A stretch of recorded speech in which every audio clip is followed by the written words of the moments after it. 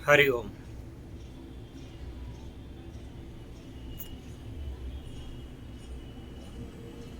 जैसा कि आप लोग जानते हैं कि पिछले वीडियो में हमने एक घोषणा की थी कि 11 लोगों को मैं निष्णात करना चाहता हूं अगस्त माह में ही, और उसके लिए मैंने पंजीकरण के लिए 28 अगस्त 2022 की तारीख दी थी। और ये बड़े ही शर्म का विषय है कि आज 28 तारीख है और 4 बजने जा रहा है, और ये वीडियो अपलोड होते होते 4:30, 4:15 या 4:30 हो सकता है। अफसोस और शर्म का विषय इसलिए है कि इस बीच में कई लोगों ने मुझसे संपर्क किया, जानकारी ली, किंतु पंजीकरण किसी भी व्यक्ति ने नहीं कराया। जब कोई व्यक्ति संपर्क करता है तो मैं उससे कहता हूं कि आप व्हाट्सएप पर या टेलीग्राम पर मैसेज करें तो मैं आपको नियमावली भेज दूं। और जैसे ही मैं उनको नियमावली भेजता हूं, अपनी फीस वगैरह के डिटेल के बारे में भेजता हूं, तो बस वहीं से लोग शांत हो जाते हैं। कोई फ़ोन करके डिस्कस कर रहा है कि साहब मैंने अग्निस्थायी पारा बना लिया है, तो कोई बता रहा है कि मैं 5-5 किलो के 11-11 किलो के शिवलिंग बना लेता हूँ, उसके फ़ोटो सेंड कर रहा है, वीडियो सेंड कर रहा है। इन चीज़ों का मेरे उद्देश्य से क्या प्रयोजन है और वो क्या सिद्ध करना चाहते हैं? शर्म का विषय ये भी है कि व्यक्ति अपने जीवन में चाहता तो सब कुछ है, लेकिन सब कुछ वो मुफ्त में चाहता है। इससे ज़्यादा क्या उम्मीद की जा सकती है कि उसको फ्री की बिजली अगर मिल जाती है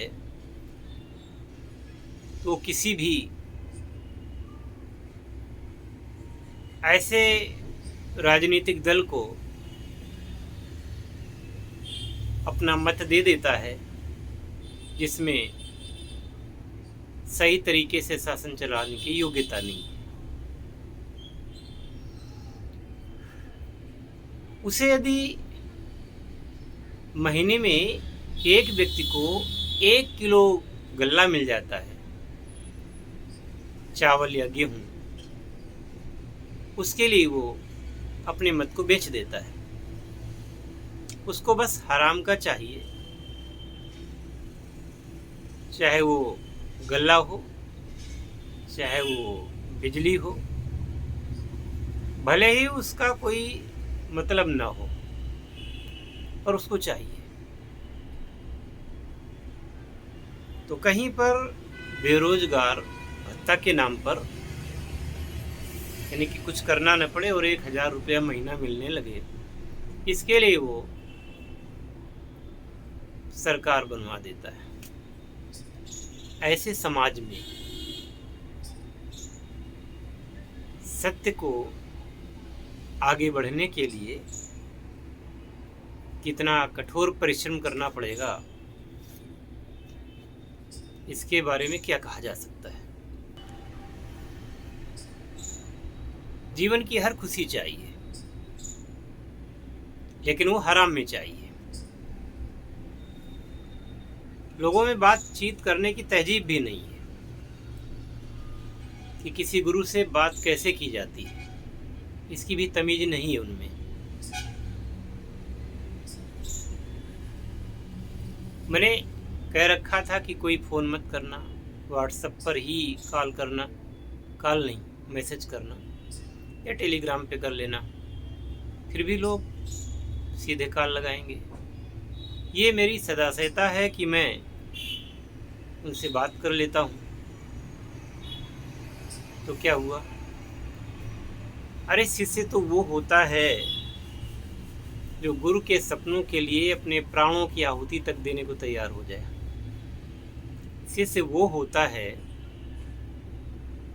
जो कि हनुमान की तरह अपने सीनों को चीरने की क्षमता रखता हो। उसे शिष्य कहते हैं कि देखो मेरे रोम रोम में कौन बसा हुआ है। तो छल कपट युक्त शिष्य कभी शिष्य नहीं बन सकता। छल कपट युक्त व्यक्ति शिष्य हो ही नहीं सकता। ऐसे में ये लोग क्या सीख पाएंगे, क्या कर पाएंगे जीवन में? इनको बंगला चाहिए, इनको कार चाहिए, इनको कोठी चाहिए, इनको बैंक बैलेंस चाहिए, सब कुछ चाहिए, बिना मेहनत के चाहिए और हराम का चाहिए।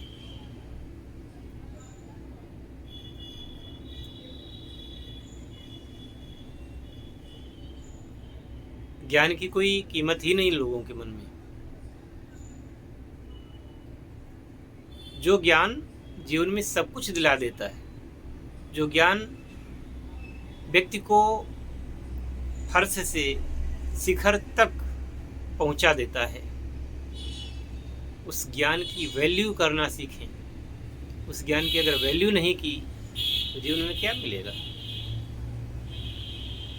आखिरकार 5-5 साल 10-10 साल लोग ट्रेनिंग क्यों लेते हैं? 5 मिनट में सब कुछ ट्रेंड हो जाया करें। क्यों 5-5 साल 10 साल ट्रेनिंग लेते हैं और लाखों रुपया खर्च करके ट्रेनिंग लेते हैं? पढ़ने के लिए विदेशों में जाते हैं, माता पिता का करोड़ों रुपया खर्च करवाते हैं। क्यों? क्योंकि वो वास्तव में निष्णात होना चाहते हैं। पर यहाँ पर उन आधारभूत भारतीय विद्याओं की शिक्षा के लिए जिनको सर्वोपरि कहा गया है और जिनके द्वारा जीवन का प्रत्येक पक्ष उज्जवल किया जा सकता है, जीवन की प्रत्येक कमी को पूरा किया जा सकता है,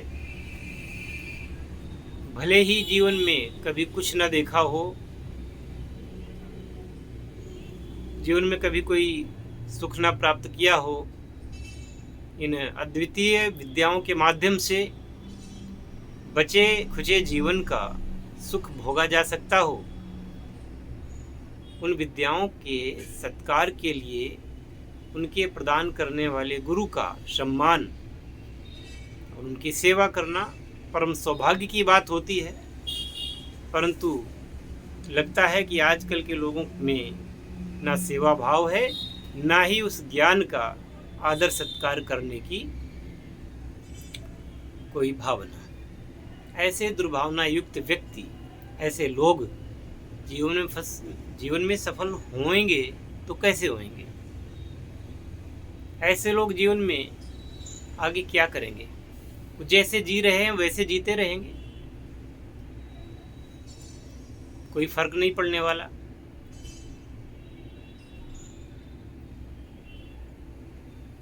तैराकी सीखने के लिए तो जल में कूदना पड़ेगा ना। कोई सीखे, कोई चाहे कि मैं सीखूं और तैरना सीख जाऊं और मुझे जल में ना उतरना पड़े, ऐसा आज तक ना तो कभी हुआ है और ना होगा। कार चलाने के लिए स्टीयरिंग पर बैठना ही होगा। कोई शिक्षा लेने के लिए किसी भी सत्र में, किसी भी कोर्स में, किसी भी विषय में दाखिला लेना ही होगा। और वहाँ आपके नियम नहीं चलेंगे, वहाँ नियम चलेंगे उस शिक्षक के, उस संस्था के। जो नियम होंगे वो आपको मानने पड़ेंगे, वरना आपका घर है, आप अपने घर में रहिए, वरना तो फिर आप स्वतंत्र हैं, जैसे हैं वैसे बने रहिए। फिर क्यों सपने देखें? तो व्यक्ति को उतने ही सपने देखने चाहिए, वही सपने देखने चाहिए जिन सपनों के लिए उसके पास क्षमता हो। अपनी क्षमता से अधिक के सपने नहीं देखने चाहिए। और यही कहने के लिए मैंने आज इस वीडियो में आया हूँ कि फालतू में अपना टाइम और मेरा टाइम व्यर्थ न करें। यदि कुछ वास्तव में चाहते हैं तो हमारे हिसाब से चलना पड़ेगा, और केवल पूछने के लिए नहीं, कुछ करने के लिए आएँ तो ही मुझसे बात करें, वरना वीडियो देखें और भूल जाएं। और अगर मेरी बात बुरी लगे तो मुझे अनसब्सक्राइब करके निकल जाएं। ऐसे लोगों की मुझे ना तो कभी ज़रूरत थी और ना कभी होगी। यूट्यूब से मेरा काम नहीं चलता, यूट्यूब से मेरा खर्च नहीं चलता।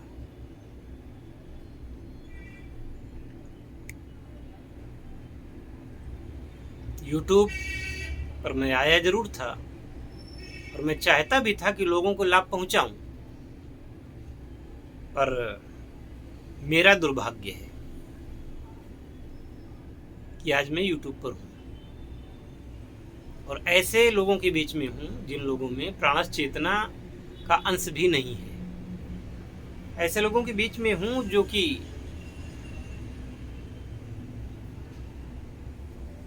अब उनके लिए मैं क्या कह सकता हूं और क्यों कहूं। वो वहीं पर जिए जहां पर उनको अच्छा लगता है। फिर मुझसे शिकायत न करें कि मैं ऐसा हुआ, मैं उनके पास गया, फिर उनके पास गया, वहाँ ऐसा हुआ और मुझे कुछ नहीं मिला। मुझसे मत कहें, वो अपने पास रखें। मैं तो वैसे भी वीडियो नहीं बना रहा हूँ आजकल। 2-3 महीनों से मैंने वीडियो बनाना छोड़ दिया है, कम बना रहा हूँ, बहुत कम आता हूँ वीडियो पर। क्यों? क्योंकि सच्चाई नाम की चीज अगर मेरी तरफ से है तो दूसरी तरफ से भी तो होनी चाहिए। एक तरफा नहीं चलता कभी, दोनों तरफ से जब बराबर का होता है तब चलता है। केवल एक कमेंट कर देने से, केवल एक मैसेज कर देने से कुछ नहीं होता। मेरे वीडियो को अभी तक मेरी समझ में 181 या 182 लोगों ने देख रखा है। अगर 182 लोगों में से एक भी आदमी ने पंजीकरण करवा करके इस कार्य को किया होता तो आज के 1 हफ्ते के भीतर वो व्यक्ति अपने जीवन का सफलतम व्यक्ति होता। लेकिन सबको हराम में सब कुछ चाहिए, हराम में विद्या चाहिए। इसलिए जस की तस धर दीनी चदरिया, जैसे आए थे वैसे चले गए, क्या लेके जाएंगे?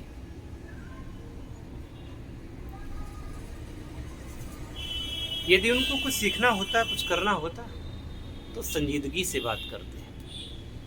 आप कहीं अपने जीवन के लिए आय प्राप्त करने के लिए यदि कोई धंधा बिजनेस करते हैं तो क्या 10-20 रुपए से करते हैं? लाखों रुपए लगते हैं। कहीं बेटी की शादी करने जाते हैं, क्या करते हैं हम? हर जगह जाइए, देखिए कानून की बात मत करिए। कानून कहता है दहेज लेना पाप है, गलत है, अपराध है। पर कितने लोग ऐसे हैं जो दहेज को इनकार करते हैं। इसी प्रकार से आप सभी जानते हैं या आज सब कुछ है कि गलत है, घूस लेना देना गलत है, लेकिन एक चपरासी की नौकरी के लिए भी लोग 8-10 लाख रुपए दे देते हैं। चपरासी की नौकरी के लिए, ये नंगी सच्चाई है।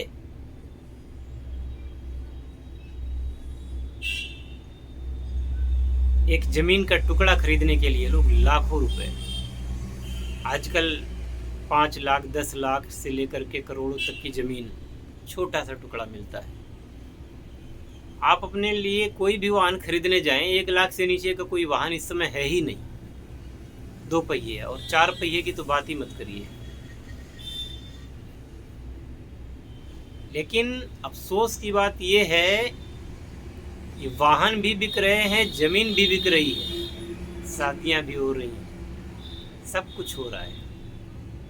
और इन सब को, सारे सुखों को देने वाली जो एकमात्र विद्या है, उसके लिए लोगों के पास में धन नहीं है।